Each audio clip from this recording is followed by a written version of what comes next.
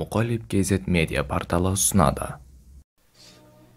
Ей адам баласы, мені ізде. Егер мені тапсаң, бүкіл нәрсені тапқаның. Егер мені жоғалтсаң, сенен бүкіл нәрсе жоғалған болады. Негізі мен саған барлық нәрседен сүйіктімін. Өз ұлылығыммен ант етем, расында адам баласы мен шындарға үлкен ескерту. Мен оларды жаратамын, ал олар басқаға ғибадат етеді.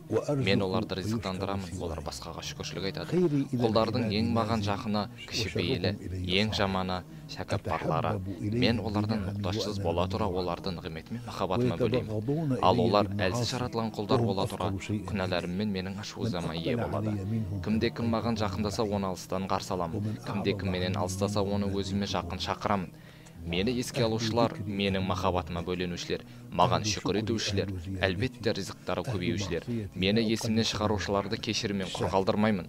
Және ең маңыздысы, егер де олар тәубе етсе, мен олардың сүйіктісімін. Ал егер тәубе етпесе, мен олардың емдеушісімін.